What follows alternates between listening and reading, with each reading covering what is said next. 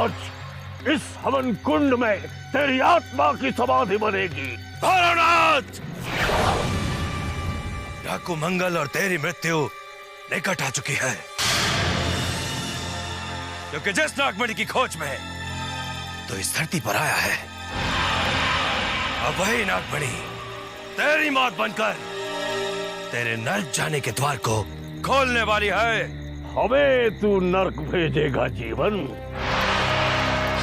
मूर्खाधिराज, जानता नहीं तू नर्क में यमराज का राज्य होता है, और यमराज का ही दूसरा नाम भैरवनाथ है। अब देख तुझे क्या दंड मिलता है।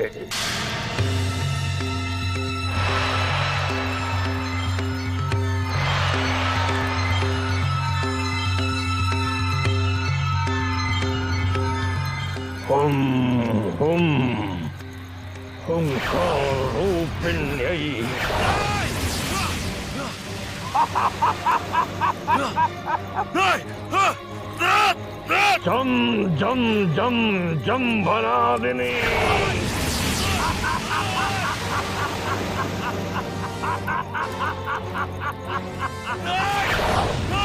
ओम ह्रीं भ्रूं भैरवी भद्र।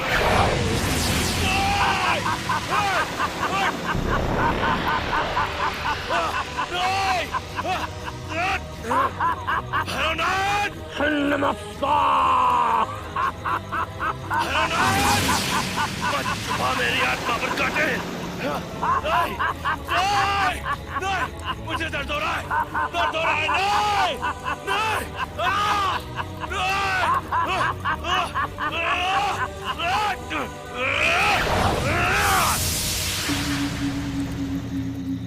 चला गया। देख ली तुम दोनों ने हमारे तंत्र की शक्ति। यदि हमारी आज्ञा का उल्लंघन हुआ तो तुम दोनों का भी वही हश्र होगा जो भागने से पहले इस इच्छाधारी नाग का हुआ था।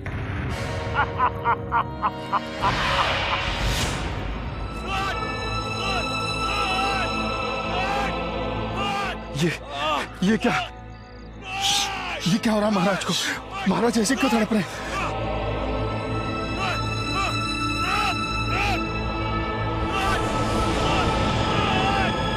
काजल जी, हमें महाराज की सहायता करनी चाहिए। वो इच्छाधारी नाग जीवन तुम्हें डसकर तुम्हारे प्राण छीन लेगा। इच्छाधारी नाग? हाँ, जिस दानव को तुम महाराज समझने की भूल कर रहे हो, वो इच्छाधारी नाग जीवन है, जो महाराज के शरीर में समा जाता है और उसी ने महाराज को अपने वश में किया हुआ है। ये कैसे हो सकता है? नहीं, ये हमारे महाराज ही हैं। काजल,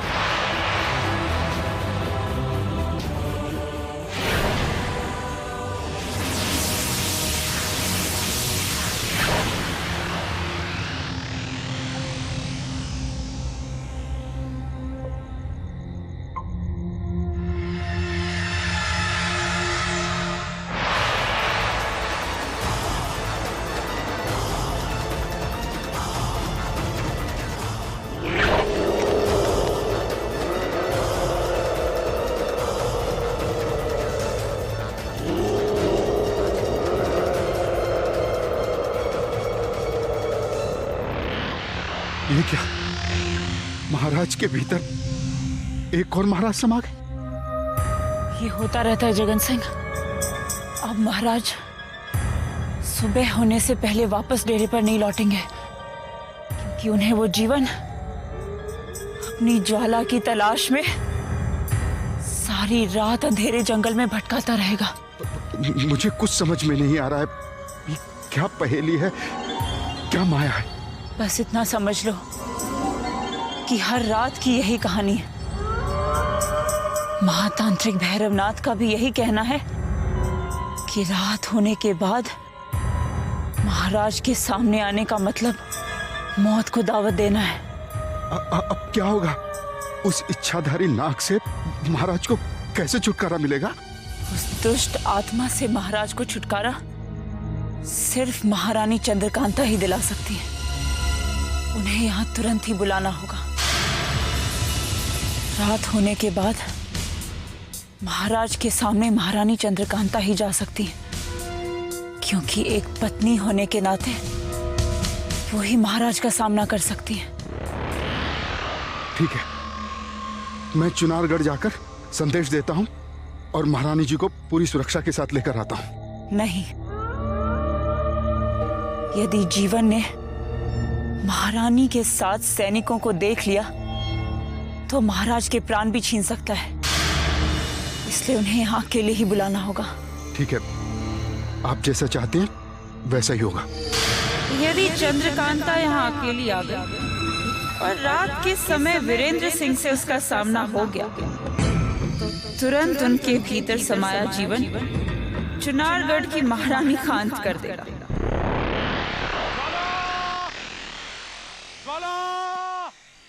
देखा भूमि, जीवन अपनी ज्वाला को पुकार रहा है। अवश्य ही वो ज्वाला यहीं कहीं आसपास होगी। वो रही नागिन।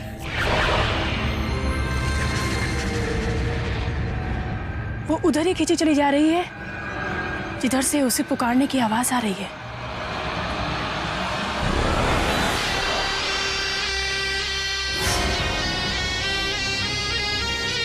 ठहरो।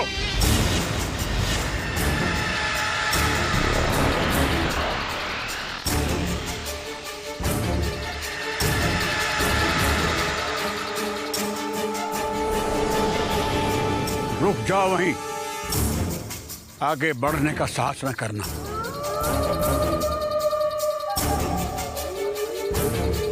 हम उस इच्छाधारी नागिन को पकड़ना चाहते थे, किंतु आपने हमारा ध्यान भंग कर उसे हाथ से निकल जाने दिया। कितने लंबे समय से हम उस नागिन की तलाश कर रहे थे। आप कौन हैं जिसने हमारे परिश्रम को व्यर्थ कर दिया? मुझे जानने से पहले तुम ये जान लो, जिस नागिन का पीछा तुम कर रहे थे, यदि तुम्हें यह ज्ञात हो जाए कि उसके अंदर कितना विष है, तो तुम वहीं मूर्छित होकर गिर जाओगे। अब तुम मुझे बताओ, तुम कौन हो? हम महातांत्रिक बाबा भैरवनाथ के शिष्य हैं। मानव हत्या को रोकने के लिए उस इच्छाधारी नागिन के विष दंत की साधना करना चाहते थे। झूठा है वो, पाखंडी है, क्योंकि उसमें इच्छाधारी नागिन का सामना करने का साहस नहीं है, तुम्हारी बलि चढ़ा रहा है।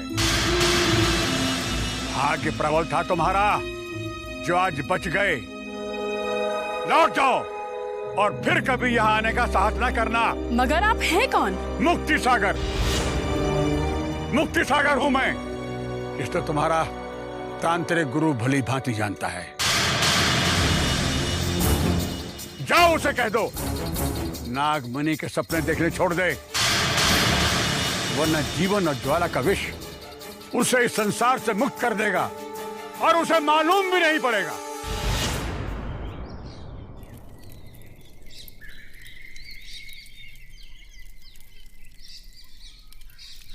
ये लीजिए युवराज। नहीं चाहिए हमें भोजन, हमें हमारा भाई चाहिए, हमारा भाई चाहिए। इतने विचलित मत होइए युवराज। यदि आपने आपका धैर्य खो दिया तो संकट और बढ़ जाएंगे। इस जंगल में अब हमें संकट ही संकट दिखाई दे रहे। इस जंगल ने हमारा सब कुछ छीन लिया। तांत्रिक ने कल हमारी माताश्री और राजकुमारी के पिताश्री के लिए जो बातें कही, उसने हमारे मन की शांति भी छीन ली है। आप उस तांत्रिक की तुच्छ बातों पर विचार मत कीजिए। वो इस जंगल से हमें दूर करने के लिए साजिश कर रहा है, अपना स्वार्थ पूर्ण करने के लिए। राजकुमारी और तुम्हारे बीच विष का बीज बो रहा है वो। राजकुमारी को इस जंगल में रखने से कोई लाभ नहीं, क्योंकि न जाने आनंद की खोज में हमें कहां कहां भटकना पड़ेगा। हमें राजकुमारी को तुरंत सैनिकों के साथ विजयगढ़ भेज देना चाहिए। नहीं युवराज, हम आपको अकेला छोड़ के नहीं जा सकते। आपको जाना ही होगा। हम आपको लेकर इस जंगल के उन कठिन और दुर्गम रास्तों पर नहीं जा सकते जहां आनंद के मिलने की संभावना होगी। तो क्या अब हम आप पर बोझ बन गए हैं युवराज? हम आपसे मिलने के लिए न जाने कितने समय से जंगलों में अकेले ही भटकते रहे, और आप हमें ही स्वयं से दूर करना चाहते हैं। युवराज ठीक कह रहे हैं राजकुमारी जी। आप सैनिकों को लेकर तुरंत विजयगढ़ की ओर निकल जाइए। जैसे हमें युवराज आनंद मिलेंगे, हम उन्हें लेकर अपने राज्य लौट आएंगे। आप अपना ध्यान रखिएगा।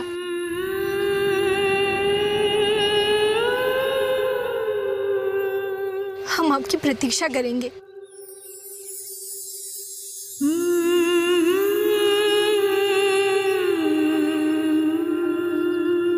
सैनिकों, राजकुमारी के साथ जाओ।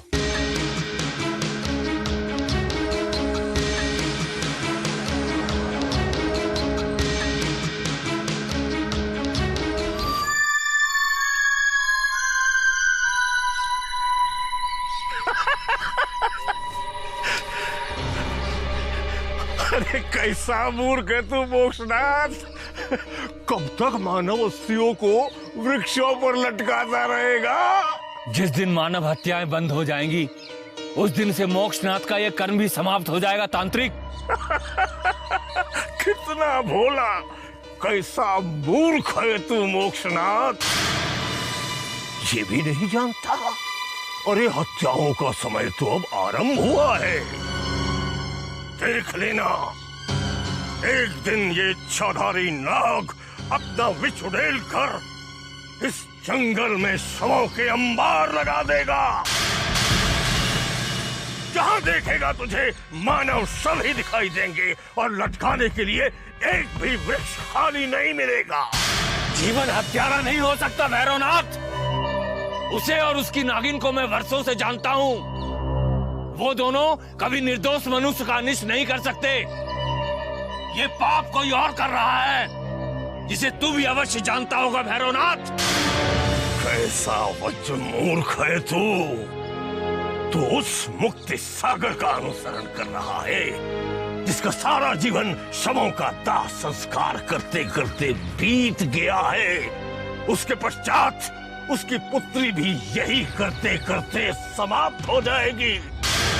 परंतु हत्याओं का दौर समाप्त नहीं होगा, क्योंकि जीवन की हत्यारी आत्मा अमर है। भैरवनाथ, तुम अभी भी नागमणि को प्राप्त करने के भ्रम में जी रहे हो, मगर वो तो तुम्हें इस जन्म में कभी नहीं मिलेगी। अभी भी समय है भैरवनाथ, वापस लौट जाओ इस जंगल से, वरना तुम्हारी भी अस्थियां एक दिन इसी पेड़ पे टंगी मिलेंगी। मगर तुम्हें मोक्ष नहीं मिलेगा, क्योंकि तुम तंत्र की आड़ में निर्दोष आत्माओं पर अत्याचार कर रहे हो। चले जाओ। नहीं, हम तब तक नहीं जाएंगे जब तक हमारा कार्य पूर्ण नहीं हो जाता, क्योंकि यह कार्य हम मानवता की भलाई के लिए कर रहे हैं। मानवता की परिभाषा तू क्या जाने राक्षस। यदि तुझ में मानवता होती तो तू इच्छाधारी नाग और नागिन को अपने वश में करने के लिए यूं भटकता नहीं फिरता। पर अब चाहे तो जितनी भी शक्ति लगा ले, किंतु जीवन और ज्वाला के समीप तेरी परछाई भी कभी नहीं पहुंच सकेगी, समझ लेना तू। ये तो आने वाला समय ही बतलाएगा गौरी, कि जिस जीवन पर तुझे और तेरे पिता मुक्ति सागर को इतना गर्व है, वही जीवन तुम दोनों पर अपना विष उगलेगा और तुम्हारी अस्थियां ये मोक्षनाथी वृक्ष पर लटकाएगा। देख लेना।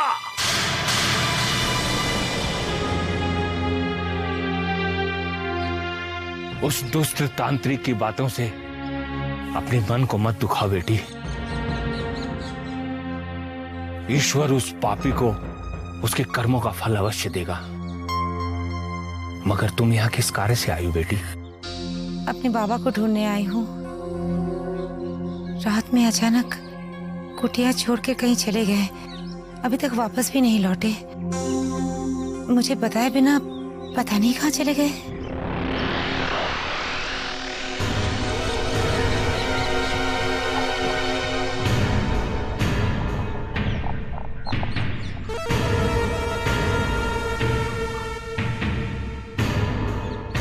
अरे शेनू, ये बुढ़ा मुक्ति सागर किसकी कब्र खोद रहा है? अब तक तो मुर्दों का क्रियाक्रम किया करता था सरदार, पहली बार किसी की कब्र खोदते हुए दिखाई दिया है। चल देखते हैं दाल में क्या काला है। चले।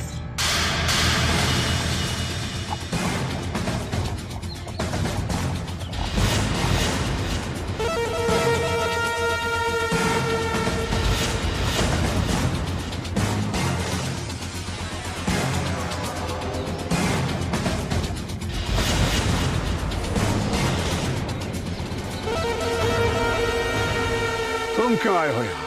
ये देखने आया हूँ, जो कार्य मोक्षनाथ का है वो तू क्यों कर रहा है? मुर्दों को जलाने का और गाड़ने का काम तो मोक्षनाथ करता है। ये कार्य तुझे शोभा नहीं देता। ये शुभ कार्य हम स्वयं के लिए कर रहे हैं। अपनी मृत्यु से पहले अपनी समाधि की नींव रख रहे हैं हम।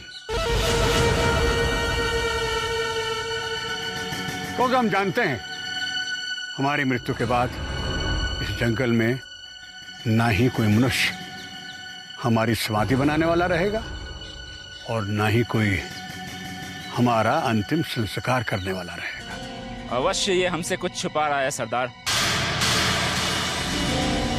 यहाँ जरूर कोई धन गड़ा हुआ है जिसे खोद कर ये निकालने की कोशिश कर रहा है। बता, क्या छिपा इस गड्ढे में?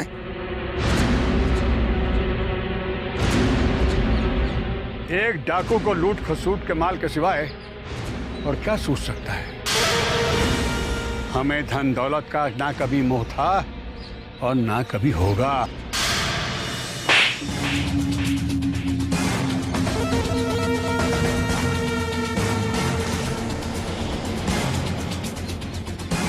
यदि तेरी विधवा बेटी का ख्याल नहीं होता, तुझे तेरे भगवान के पास कब का भेज दिया होता। याद रख, तू जिंदा है तो मेरे रहमो करम पर। यदि हमें अपने प्राण बचाने के लिए तुझ जैसे नरपिशाच की सहायता चाहिए तो हमें नहीं चाहिए, जीवन नहीं चाहिए। और यदि हमारी मृत्यु उस भगवान ने तुम्हारे हाथों लिखी है तो देख क्या रहा है?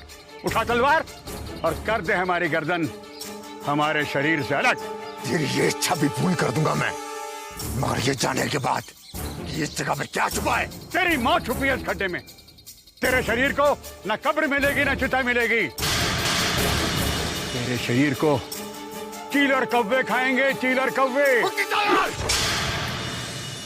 यदि हमारी मृत्यु उस भगवान ने तुम्हारे हाथों लिखी है तो देख क्या रहा है? उठा तलवार और कर दे हमारी गर्दन हमारे शरीर से अलग। तेरी ये इच्छा भी पूर्ण कर दूंगा मैं, मगर ये जाने के बाद कि इस जगह में क्या छुपा है। तेरी मौत छुपी है इस खड्डे में। तेरे शरीर को न कब्र मिलेगी न चिता मिलेगी। तेरे शरीर को चील और कौवे खाएंगे, चील और कौवे। रुक जा सरदार। यदि हम इसे खत्म कर देंगे तो हमें यह कैसे पता चलेगा कि इस गड्ढे में इसने क्या छुपा रखा है? तुरंत इसे बंदी बनाकर अपने डेरे पे ले चलो। वहां जब भूख प्यास में तड़पेगा, बेटी की याद में आंसू बहाएगा, सब कुछ खुद ब खुद उगल देगा। कोई हमें छिपके देख रहा है। जाओ कहीं जगह। चलो साथियों। तब तक मैं कोठरी में बंद करता हूँ, वहीं जाकर ये गड्ढा खोलेगा, रेस्ट करेगा। चल।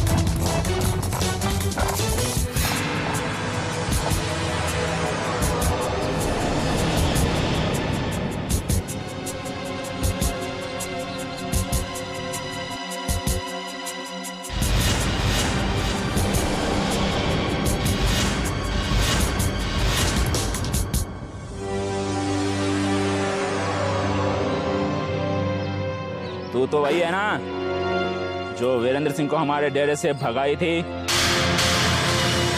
तुझे पहले भी हम अपने डेरे के आसपास देख चुके हैं। बता क्या नाम है तेरा? क्या करेगा तू जानकर? तेरा तो वही हश्र होगा जो सरदार के दुश्मनों का होता है। मौत की धमकी मुझे नहीं डरा सकती दुष्ट डाकू। एक अकेली युवती को घेर कर तूने कौन सी वीरता दिखाई है? चतुर छोकरी, अपनी बातों में हमें उलझाकर फिर से भाग जाना चाहती है, लेकिन नहीं, छेनू की आंखों से अब ओझल नहीं हो सकती। तो ले चलो इसे अपने साथ। अब सरदार ही इसकी जिंदगी और मौत का फैसला करेगा। पहली बार किसी युवती ने मंगल और मंगल के गिरोह पे नजर रखने की हिम्मत की है। क्या नाम है ससुरी का? चेनो बहुत चतुर है सरदार, ये अपनी पहचान छिपाने की कोशिश कर रही है। इसी के कारण वीरेंद्र सिंह हमारे कब्जे से निकल भागा था और ये दुष्ट पहले भी हमारे डेरे की निगरानी कर चुकी है। बहुत दिलेर तू छोरी। क्या तुझे मौत से डर नहीं लगता जो तुम मंगल का पीछा करते करते यहाँ फिर से आ गई? चिनारगढ़ की अय्यार जब कर्तव्य निभाने निकलती है तो सर पे कफन बांध लेती है डाकू मंगल। माया जाल को मौत के नाम से मत डराओ, क्योंकि माया जाल मौत से खेलने की आदी है।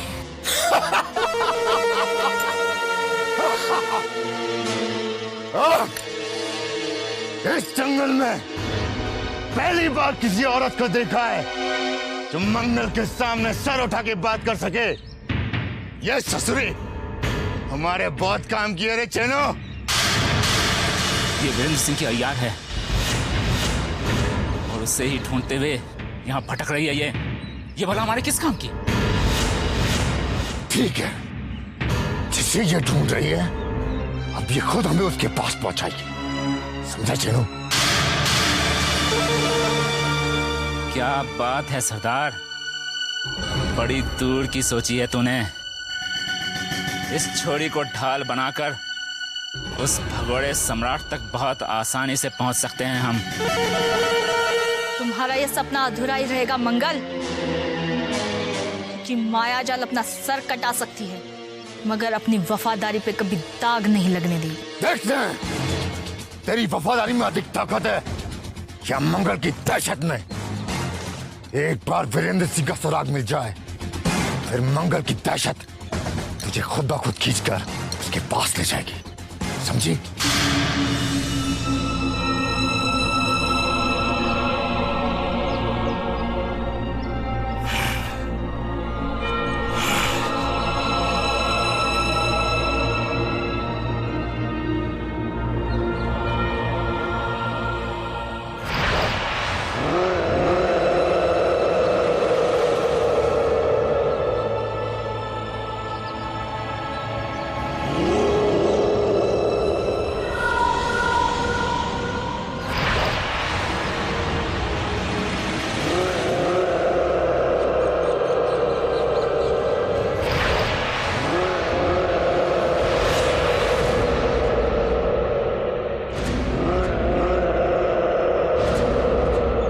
तू महाराज के शरीर में दिन में भी वास करने लगा इच्छाधारी नाग?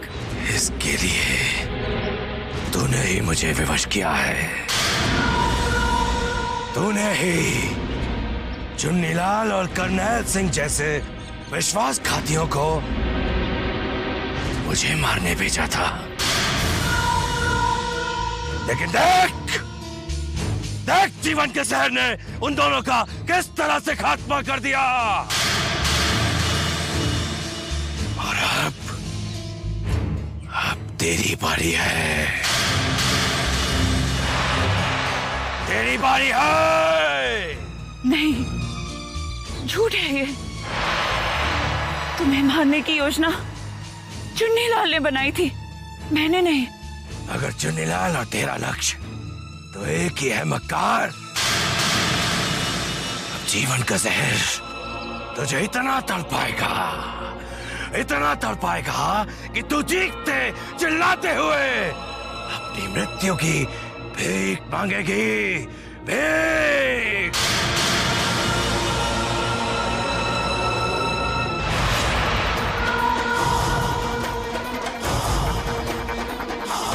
रुक जाओ, आगे मत बढ़ना।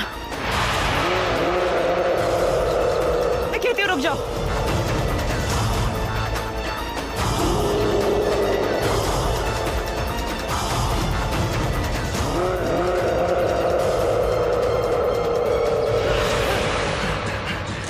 नहीं।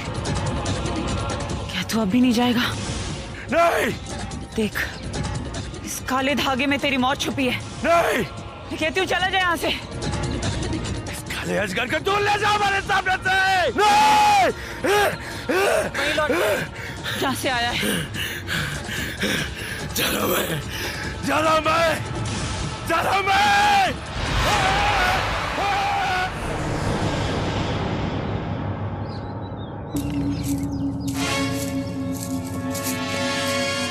पिछड़े हुए क्रूर सिंह तो दिखाई नहीं दिए, परंतु ये वीरेंद्र सिंह अवश्य दिख गए। लेकिन ये इतने डरे हुए कहां चले जा रहे हैं?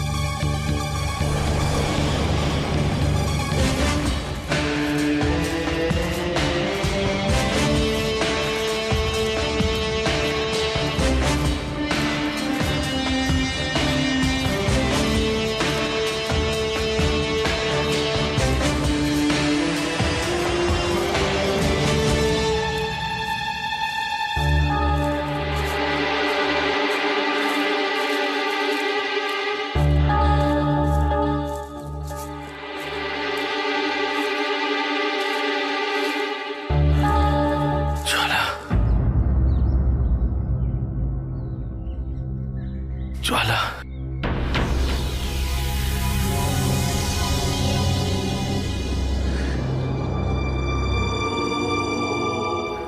ज्वाला।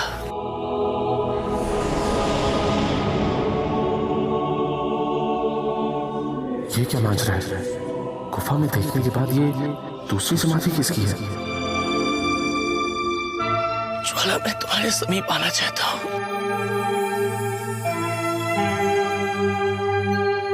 तुम्हारी आत्मा से अपनी आत्मा का मिलन करना चाहता हूं मैं। मुझे अपने पास बुला लो ज्वाला। मुझे अपने पास बुला लो ज्वाला। बहुत थक गया हूं मैं, बहुत थक गया हूं। एक बार अपने सीने से लगाकर मुझे कुछ पल का सुकून दे दो, कुछ पल का आराम दे दो ज्वाला।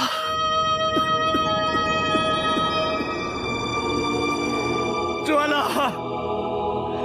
मुझे अपने पास बुला लो ज्वाला। ज्वाला, ज्वाला, मुझे अपने पास बुला लो।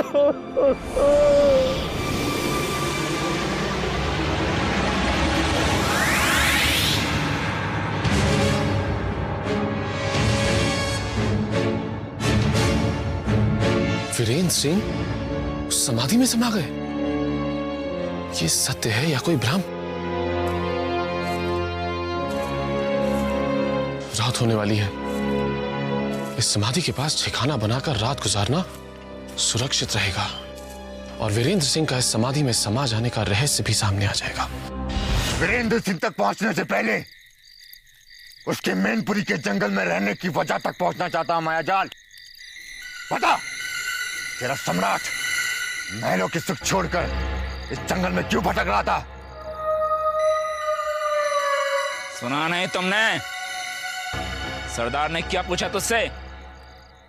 चुनारगढ़ छोड़कर तेरा सम्राट इस जंगल में क्या कर रहा है? मैं नहीं जानती। तू सब जानती है, मगर वीरेंद्र सिंह के प्रति तेरी खोखली वफादारी ने तेरे मुंह पे ताला लगा दिया है। यदि तू अब भी नहीं बताएगी तो तुझे भयानक यातनाओं से गुजरना पड़ेगा मायाजाल। बता, वीरेंद्र सिंह कहां भटक रहा है और हमारे इलाके में सेंध लगाने के पीछे उसके इरादे क्या हैं? नहीं बताऊंगी, नहीं बताऊंगी। यदि मैं जानती भी तो भी नहीं बताती, क्योंकि मायाजाल मर सकती है मगर तेरी यातनाओं से डरकर विश्वासघात नहीं कर सकती। तो तुझे अन्न तो क्या, पानी की एक बूंद भी नहीं मिलेगी अभी से। और जब तू भूख और प्यास से बेहाल होकर तड़पना शुरू करेगी, तब तू वीरेंद्र सिंह क्या, वीरेंद्र सिंह की 7 पुश्तों के भी रहस्य उगलना शुरू कर देगी। अंधेरी गुफा में डाल दो इसे। नहीं, कोई इसे हाथ नहीं लगाएगा।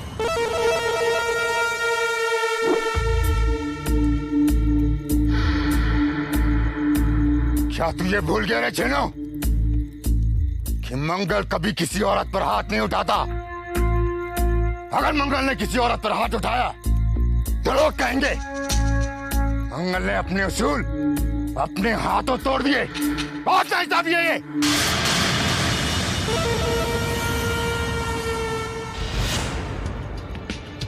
मगर तू ये मत समझ कि मंगल तुझे राज उगल बैठना छोड़ देगा।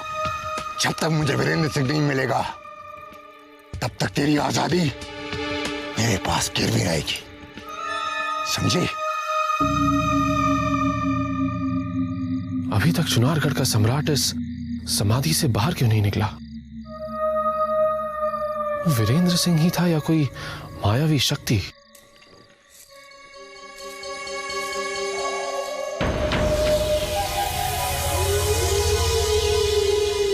क्या हुआ? रो क्यों रही हो? मुझे केशव की याद आ रही है। राम, मुझे फिर से उस जगह ले चलो ना जहाँ हमारा मुन्ना अपनी छोटी छोटी बाहें पसारे मुझे माँ माँ पुकार रहा था। तुम्हें कैसे समझाऊं कि हम उस दुनिया से दूर आ चुके हैं, जहाँ हाड़ मास की काया से हमारा कोई नाता नहीं है, कोई रिश्ता नहीं है। कोई रिश्ता नहीं? जिसे 9 महीने मैंने अपने कोख में रखकर जन्म दिया, तुम कहते हो उससे मेरा कोई रिश्ता नहीं है? पहले की तरह तुम अपने बच्चे को गोदी में बैठाकर थपकाकर नहीं सुला सकती मंजरी, नहीं। धीरे धीरे तुम्हें उसे अब भूलना होगा और इस बात में खुश होना होगा कि हमारा बच्चा अनाथ होने से बच गया। उसे एक ऐसी मां पाल रही है जो यशोदा की तरह है, समझी तुम? अब ये रोना बंद करो। जानती हूँ, मैं सब जानती हूँ, मगर शरीर के छूटने के बाद ममता की डोर नहीं टूटती। राम, कैसे भी मुझे मेरा शरीर वापस दिला दो। कुछ तो उपाय करो कि हम वापस उस दुनिया में जा सके जहाँ हमारा बच्चा पल रहा है। तो ये दोनों आत्माएं हैं जो अपने किसी बच्चे की याद में तड़प रही हैं।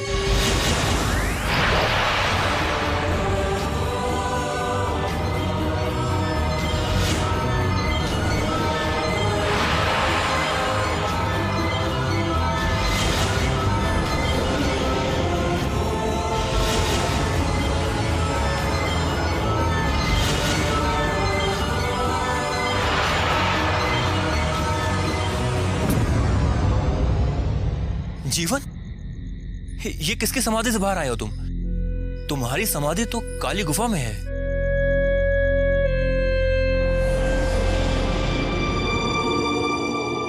यहां मेरी ज्वाला का शरीर दफन है राम।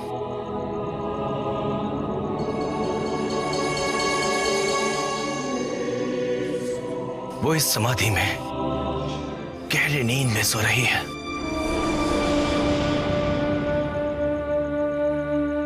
उसे जगाना नहीं।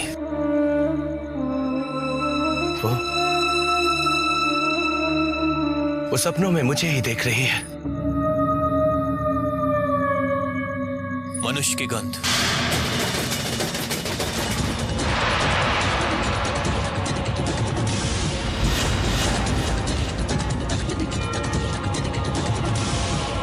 कहीं ये वही तांत्रिक तो नहीं जिसने जीवन के रहस्य को जानने के लिए हमें अपने वश में किया था?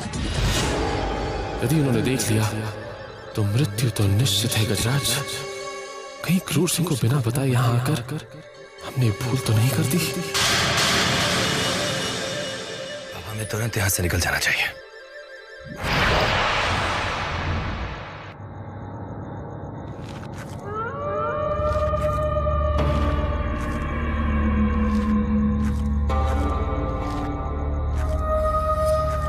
ये किसके पैर हैं जो हमारी तरफ बढ़े आ रहे हैं लेकिन दिखाई नहीं दे रहा?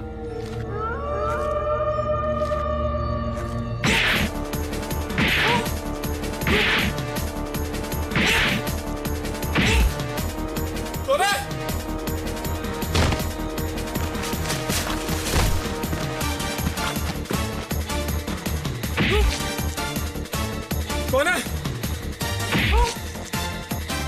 कौन है? कौन है?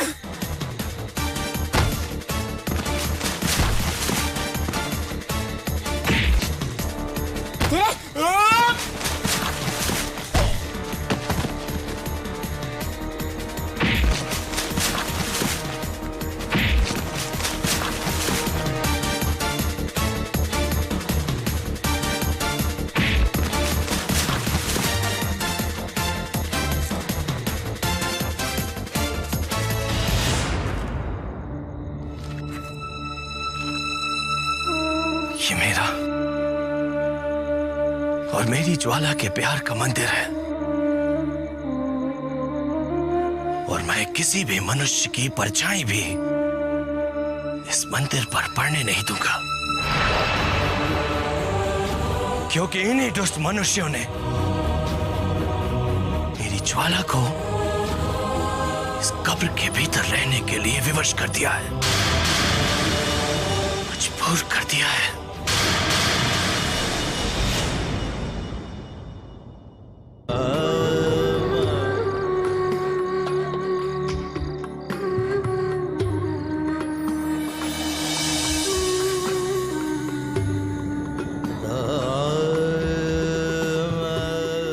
इस तपते रेगिस्तान में आपका गीत सुनकर ऐसा लगा जैसे अचानक सावन की फुहार गिरने लगी है। बाबा, कौन है आप? एक पहाड़ से दूसरे पहाड़, एक जंगल से दूसरे जंगल में भटकने वाला फकीर हूं। मगर आप इस भयानक जंगल में जहां मनुष्य नहीं बल्कि हैवान रहते हैं, वहां आप जैसे संत फकीर का क्या कार्य हो सकता है? हम फकीरों की नजर में ना तो कोई हैवान होता है और ना कोई शैतान। मिट्टी और सोने में फर्क करना इंसानों का काम है, फकीरों का नहीं। लेकिन तुम कौन हो बच्चा, जो इतनी रात गए इस जंगल में भटक रही हो? मैं चुनारगढ़ के महाराज के साथ हूँ बाबा। यहाँ किसी कार्य से उनके साथ आई थी, मगर मुसीबतों में फंस गई हो। क्या तुम यही तो नहीं कहना चाहती थी? आपने तो जैसे बोलने से पहले मेरे शब्द छीन लिए बाबा। मौत का एक दिन मुअय्यन है, नींद क्यों रात भर नहीं आती? बहुत अरसे से मौत के साथ जद्दोजहद कर रही हो और आज भी मौत का साया अपने चेहरे पर लेकर घूम रही हो। आप तो अंतर्यामी हैं बाबा। आपने तुरंत ही सत्य को परख लिया। मैं उस भंवर में फंस गई हूँ जो कभी भी मुझे मौत की झील में डुबो सकता है। अगर तुमसे कोई गलती हो गई है तो उस मालिक से सच्चे दिल से माफी मांग लो, क्योंकि वो गफूर रहीम है, माफ करने वाला है। वो तुम्हें माफ कर देगा। अब मेरी दुविधा आप ही दूर कर सकते हैं बाबा। समीप ही मेरा डेरा है, आप चल के विश्राम कीजिए। मैं आपसे कुछ कहना चाहती हूँ। अभी अल्लाह के एक नेक बंदे ने है बुलाया, फिर मिलेंगे अगर खुदा लाया। आज किसी मासूम की मालिक बात न जाए खाली, तू ही सबका पालने वाला, तू ही सबका वाली। तेरी तमन्ना होगी पूरी बंदे सलाम को। अल्लाह अल्लाह बोल रे बंदे, मौला मौला बोल। अल्लाह अल्लाह बोल रे बंदे, मौला मौला बोल। तू ही सबका पालने वाला, ये दुनिया है। फकीर बाबा मलंग की सूफियाना गीत की आवाज। लगता बाबा को हमारा संदेश मिलते ही हिंदपुरी के जंगल में आ गए। चलू किस्मत बुलंद है सरदार, जो हमारी प्रार्थना सुनते ही बाबा मलंग ऊंचे पर्वत से सीधे जंगल में आ गए हैं। देखना बाबा मलंग के आशीर्वाद और उनके बताए उपाय के जरिए हम उस इच्छाधारी नाग की आत्मा का खात्मा अवश्य करेंगे, जो मौत बन के हमारे साम्राज्य में हत्या पे हत्या किए जा रहा है। निर्दोष लोगों के प्राण बचाने के लिए जीवन की उस हत्यारी आत्मा को खत्म करने का कोई नया राज बाबा मलंग अवश्य बताएंगे हमें, क्योंकि सारा संसार निर्बल और निर्दोष मनुष्यों का मसीहा कहता है उन्हें।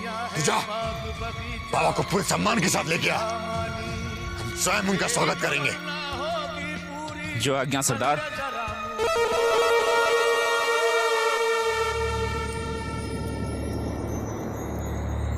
तू ही सबका पालने वाला, तू ही सबका वाली।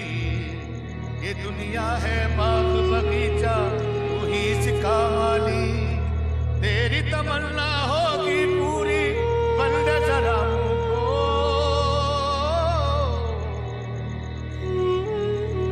सलाम बाबा मलंग, सरदार आपका ही इंतजार कर रहे हैं।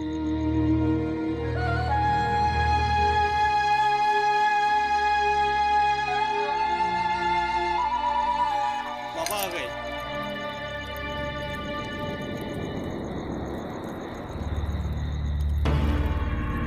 आइए बाबा।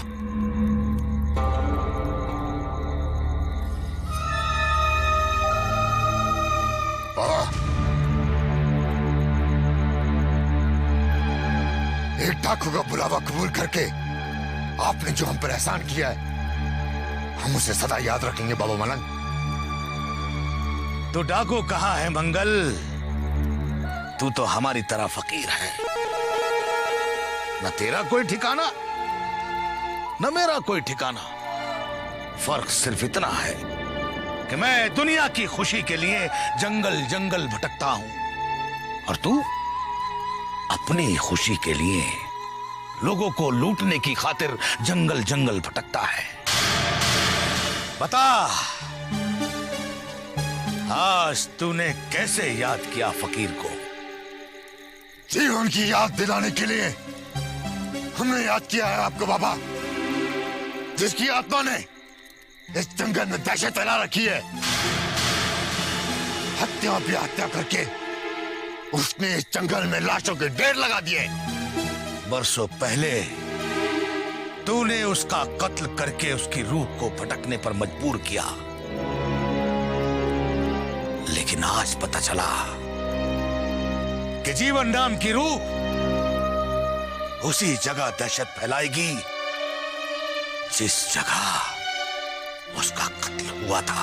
नागमणि को पाने के लिए जीवन की हत्या करना हमारी मजबूरी थी, मगर अब बेकसूर लोगों की ये हत्या का सिलसिला रोकने के लिए जीवन की हत्यारी आत्मा को मारना हमारी मजबूरी बन गई है। और ये तेरी मजबूरी तेरे मरते दम तक तेरे साथ रहेगी,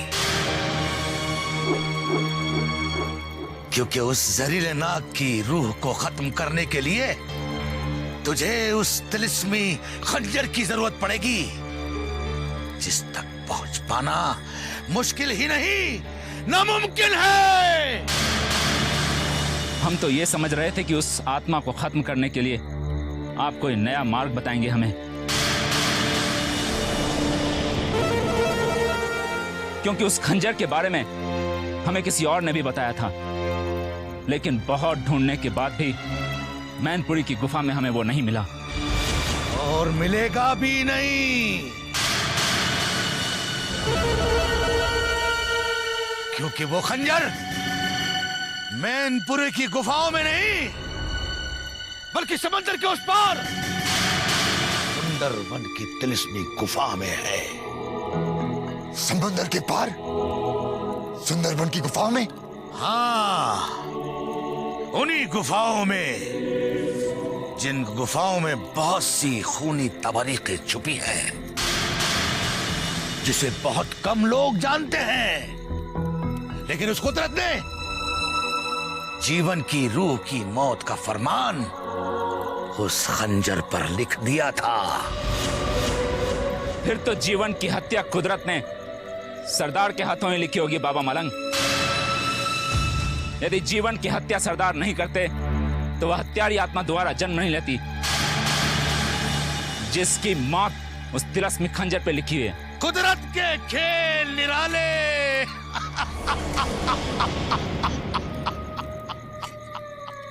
क्या समझे दुनिया वाले,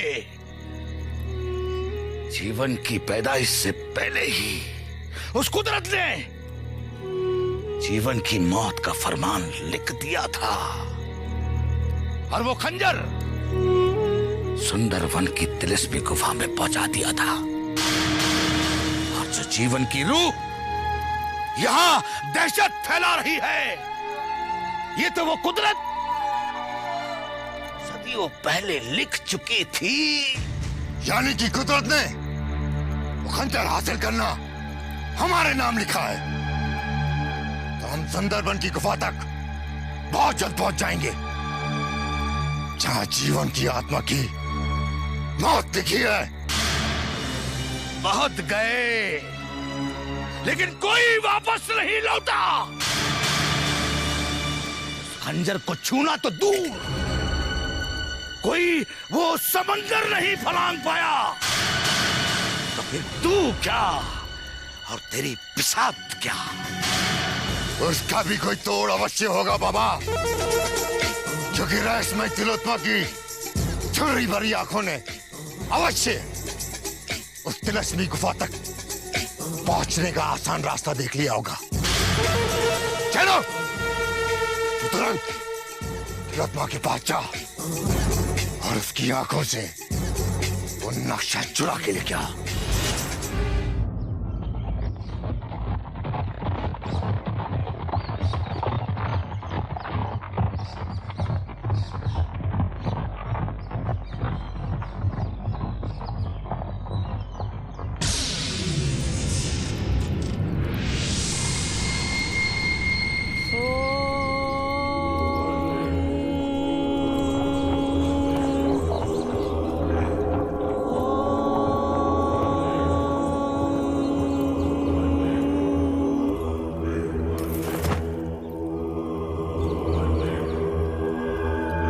प्रणाम तिलोत्मा माई।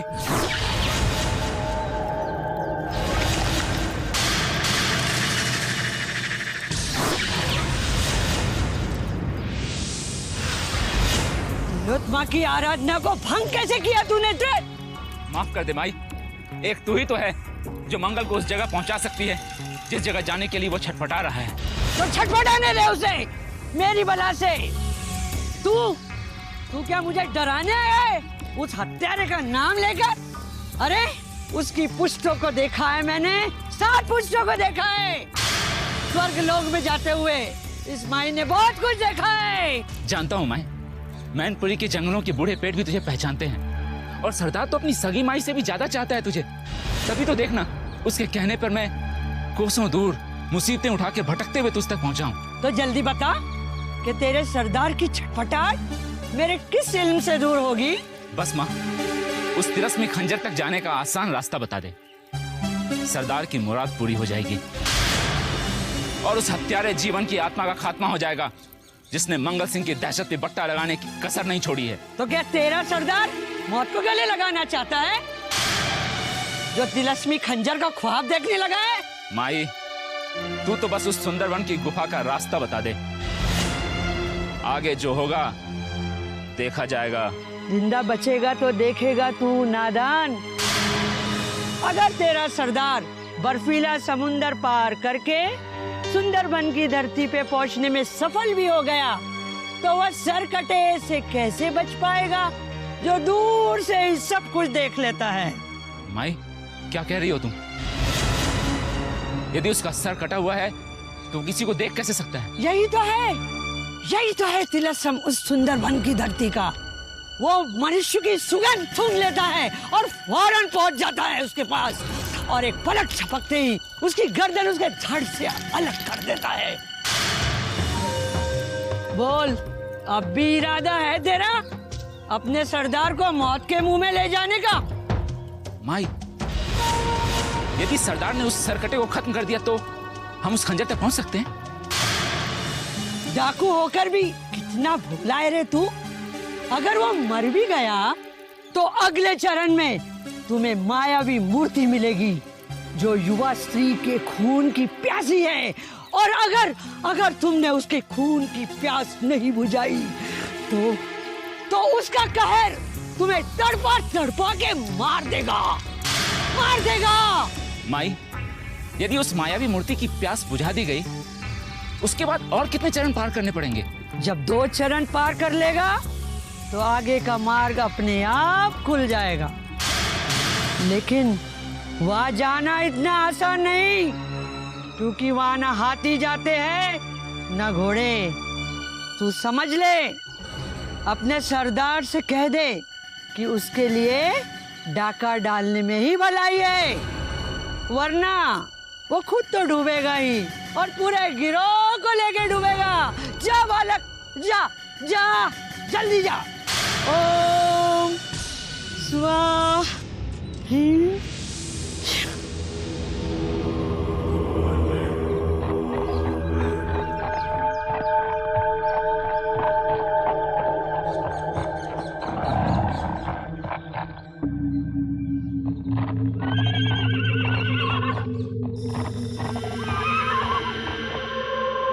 क्या हुआ चेतक?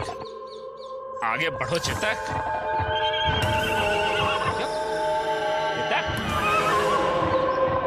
आगे क्यों नहीं बढ़ रहा चेतक? आगे बढ़ चेतक।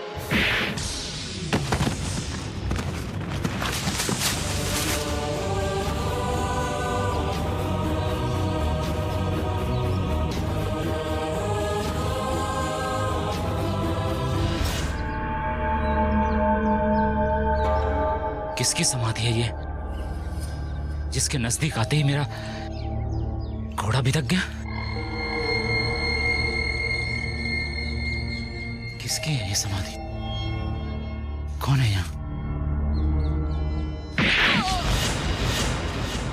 कौन है? कौन है? कौन है? कौन है? कौन है?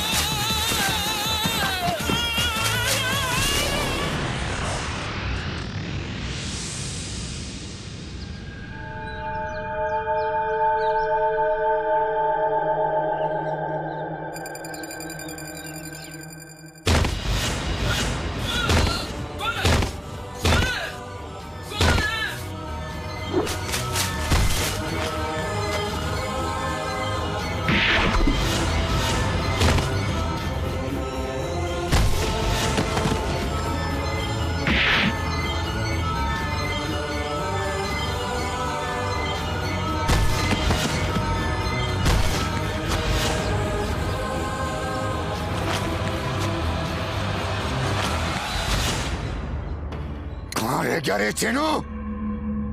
बुढ़िया तिलोत्तमा के पास गया था, इतना लंबे समय बीत गया, क्या हो गया उसको?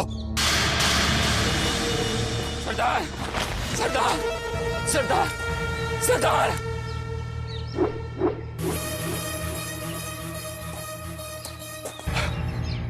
क्या हुआ चेनू को? इसकी इतनी बुरी हालत किसने की? उसका घोड़ा किधर है? सरदार, सरदार, सरदार, सरदार, सरदार! क्या हुआ रे चेनू? किसने तेरी ये हालत की? गजब हो गया सरदार, गजब हो गया। मैनपुरी का ये जंगल सरदार बहुत खौफनाक हो गया है। एक समाधि के पास किसी अदृश्य शक्ति ने मेरा वो बुरा हाल किया, मैं घोड़े तक भी नहीं पहुंच सका।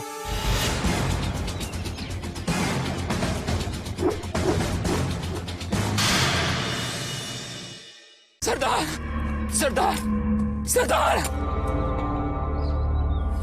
सरदार! क्या हुआ रे चेनू? किसने तेरी ये हालत की?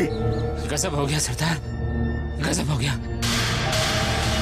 मैनपुरी का ये जंगल सरदार बहुत खौफनाक हो गया है।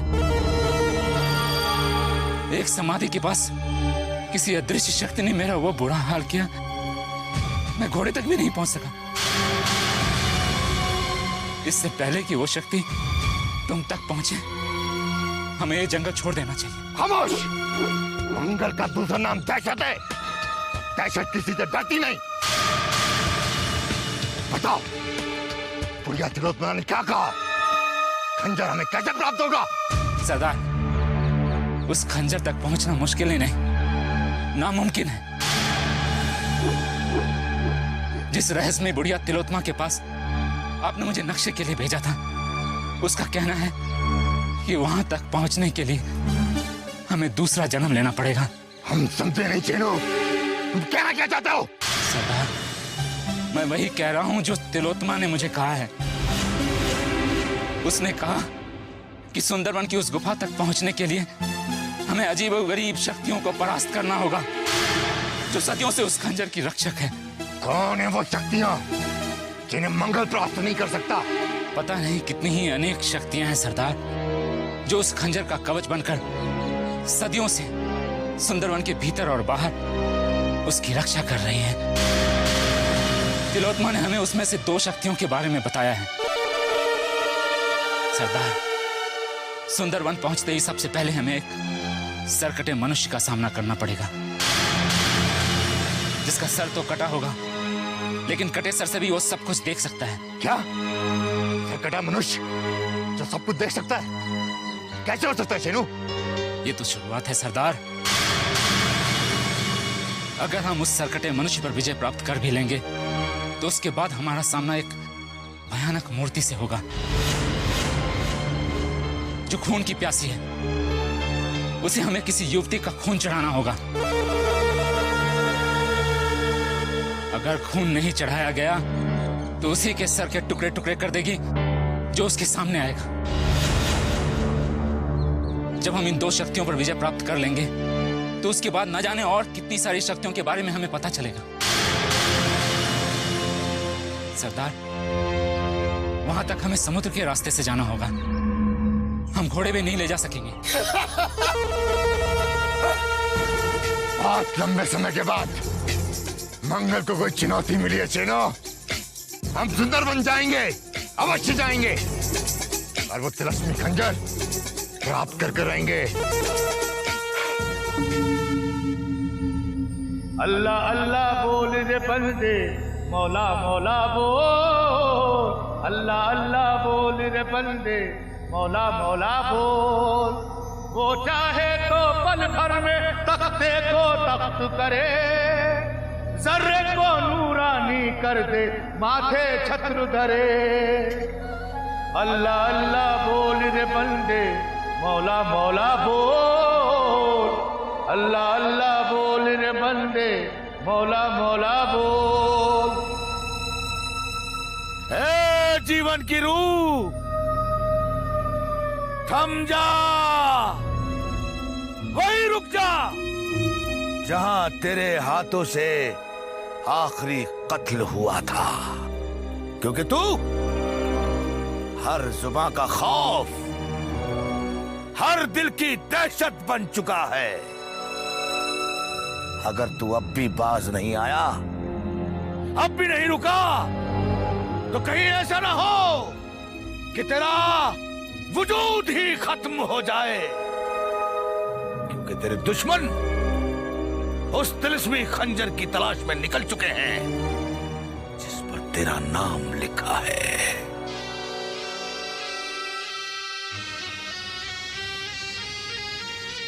कौन है वो जो बीन बजा बजा कर अपनी मौत को अपनी तरफ बुला रहा है? कौन है?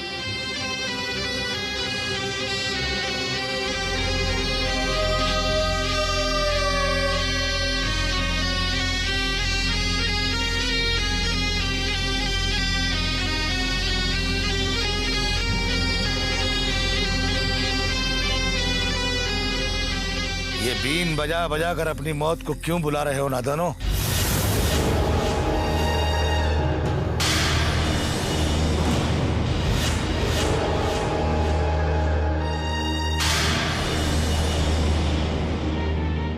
कौन हो तुम?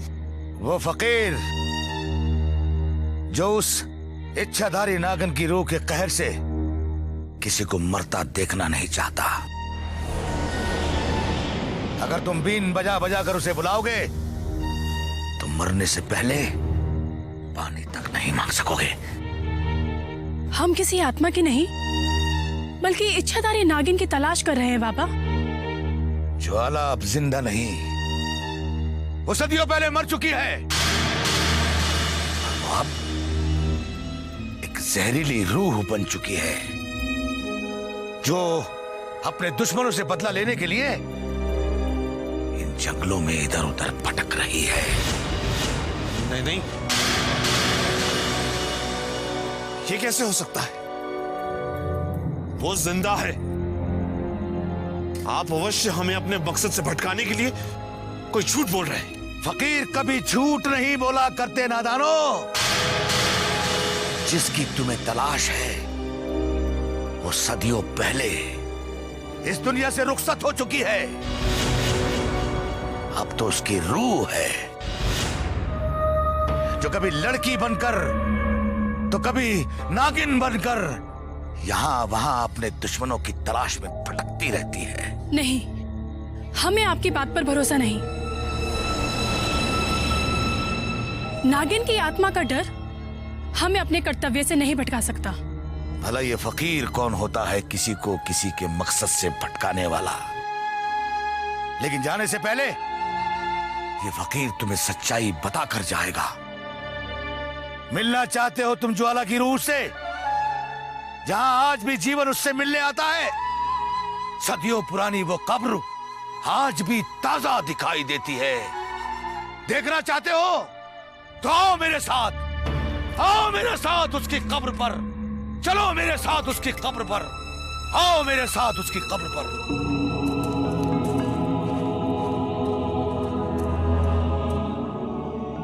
ये रही ज्वाला की कब्र जहां वो दफन है। इसका मतलब तांत्रिक भैरवनाथ ने हमसे सत्य छुपाया है। उसने कभी नहीं बताया कि ज्वाला मर चुकी है। क्या सोच रहे हो नादानो? क्या अब भी तुम्हारे दिलों में उस नागन के जिंदा रहने का कोई शक बाकी रह गया है?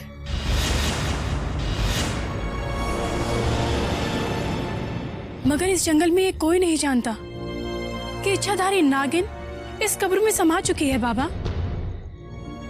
आज भी सब उसके जिंदा होने के खौफ में जी रहे हैं। मरने के बाद ज्वाला और भी खतरनाक हो गई है।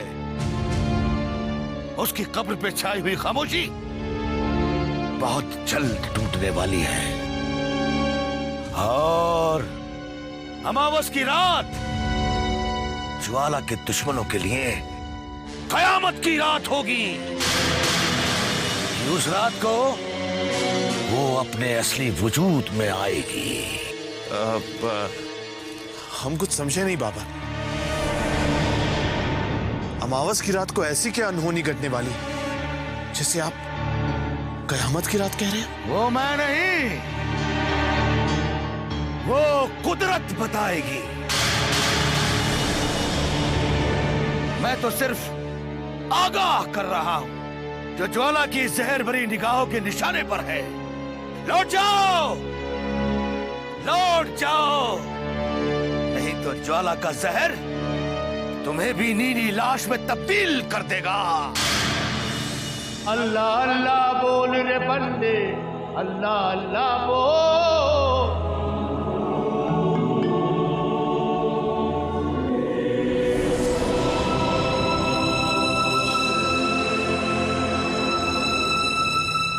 तू ही सबका पालने वाला, तू ही सबका वाली। ये दुनिया है बाग बगीचा, तू ही इसका माली। तेरी तमन्ना होगी पूरी, बंदे जरा मुंह को। अल्लाह अल्लाह बोल रे बंदे, मौला मौला बोल। अल्लाह अल्लाह बाबा, बोल रे बंदे, वो यहीं कहीं आसपास ही है। पर मालिक इंसाफ करेगा सच और झूठ को तो। अल्लाह अल्लाह बोल रे बंदे, मौला मौला बोल। अल्लाह अल्लाह बोल रे बंदे, मौला मौला बोल। मुझे आपके सहारे की बहुत आवश्यकता है बाबा। जो खुद किसी और के सहारे पे जीता हो, वो भला किसी और को सहारा कैसे दे सकता है नादान? मगर मुझे आपके गीत में साक्षात भगवान नजर आता है बाबा, जिसकी आवाज मन को इतना सुकून देती है। उस फकीर की आत्मा में कितनी शांति होगी। तो फिर उतार फेंक इस लालच के लिबास को और पहन ले फकीरों का चोला। मगर तू ऐसा कर नहीं सकती। ये दौलत और शोहरत के नशे ने तुझे ही नहीं बल्कि तेरी रूह को भी अपने शिकंजे में कस लिया है। मैं सबसे छुटकारा पाना चाहती हूँ बाबा। मुझे ना दौलत चाहिए और ना शोहरत। मुझे तो बस मन का खोया चैन चाहिए, मन की खोई शांति चाहिए बाबा। मगर तेरी पेशानी पे सुकून और चैन की धुंधली सी लकीर भी नजर नहीं आती। अकेली पड़ गई है तू। जब भी तू अकेली होती है तो तेरी ये डरी डरी आंखें खून के आंसू रोती हैं। लालच ने तुझे सबसे जुदा कर दिया है। तेरे पास मौत के सिवाय कोई नहीं मंडरा सकता, कोई नहीं मंडरा सकता। तो कब मिलेगा मुझे इस मंडराती मौत से छुटकारा? कब होगा मेरा अकेलापन दूर? कोई तो उपाय बताइए बाबा, जो मेरा खोया सुख और मेरी खोई शांति वापस लौटा दे। तबीबों से मैं क्या पूछूं दवाए दर्द दिल? मरज जब जिंदगी खुद हो तो फिर उसकी दवा क्या है? मैं तेरी कोई मदद नहीं कर सकता, क्योंकि तेरी मंजिल जुदा और मेरी राह खुदा।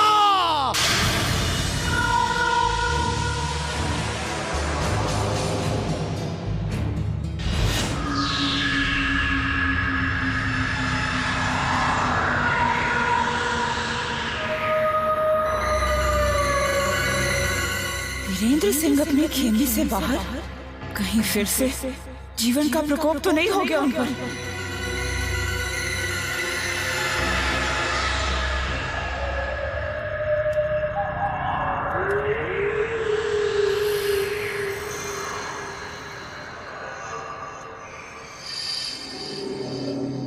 आप सोए नहीं महाराज?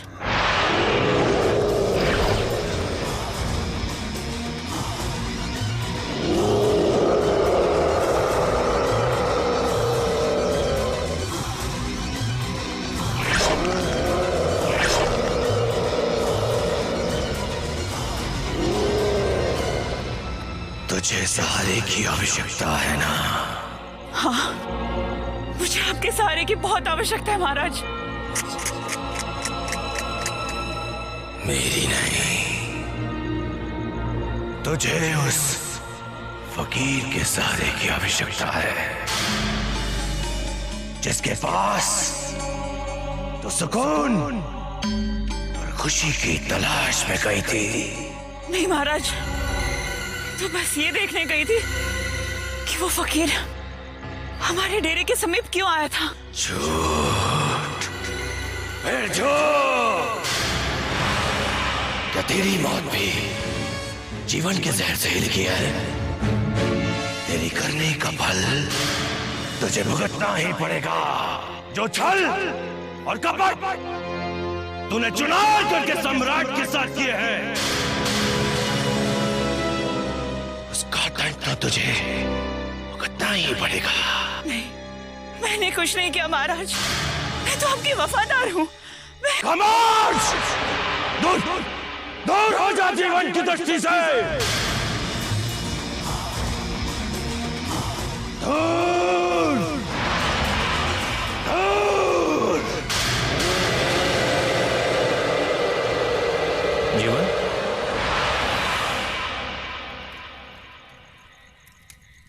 तुम यहां? तुम्हें खोजते हुए मुझे यहां आना पड़ा क्योंकि ज्वाला की सूनी समाधि पर फिर से कुछ मनुष्य दिखाई पड़े हैं। तो तुमने उन्हें मौत के घाट क्यों नहीं उतारा? यही तो नहीं कर सकता मैं जीवन, क्योंकि उन मनुष्यों के साथ एक फकीर भी था और किसी संत फकीर को मारना किसी आत्मा के वश में कहां है जीवन? तुम्हारे वश में नहीं है, परंतु मेरे वश में अवश्य है, अवश्य। ज्वाला की समाधि के समीप जीवन के सिवा कोई भी नहीं जा सकता, कोई भी नहीं। चलो राम, अब मुझे तुरंत अपनी ज्वाला से मिलना है। हाँ चलो। कांचन सन्निभाम हिमगिरि प्रक्षय चतुर्भुज गजैर हस्तोत्क्षिप्त। महातांत्रिक,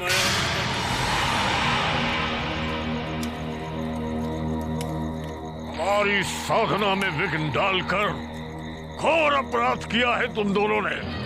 बोलो, क्यों आए हो यहाँ? ये बताने के लिए कि जिस इच्छाधारी नागिन को पकड़ने का कार्य आपने हमें दिया था वो मर चुकी है। असंभव! जिसकी मृत्यु भैरवनाथ के हाथों लिखी है, उसे कोई दूसरा किस प्रकार मार सकता है? मगर उस नागिन की वर्षों पहले हत्या हो चुकी है महातांत्रिक, जिसे आप जीवित समझ रहे हैं। वो एक भ्रम है। मूर्खो, ये भ्रम किस प्रकार हो सकता है? अनेकों बार देखा है उसे हमने, कभी युवती के रूप में तो कभी नागिन के रूप में। यह हमारी दृष्टि का भ्रम किस प्रकार हो सकता है? जो सबको दिखाई देती है वो ज्वाला नहीं बल्कि ज्वाला की एक आत्मा है महातांत्रिक, जिसका प्रमाण भी हमें मिल चुका है। हम अभी अभी एक बहुत ही पहुंचे हुए फकीर के साथ वो समाधि देखकर लौटे हैं जिसमें ज्वाला दफ्न है। हम तुरंत उस स्थान पर जाना चाहते हैं जहां तुमने कोई समाधि देखी है। बताओ, किस दिशा में है वो समाधि? हमारे इस मठ से कुछ ही दूर पूरब की दिशा में उसकी समाधि है महातांत्रिक, मगर वहाँ जाना मौत के मुंह में जाने के समान होगा। मत भूलो कि भैरवनाथ का ही दूसरा नाम मृत्यु है। धरती के यमराज है हम। चलो।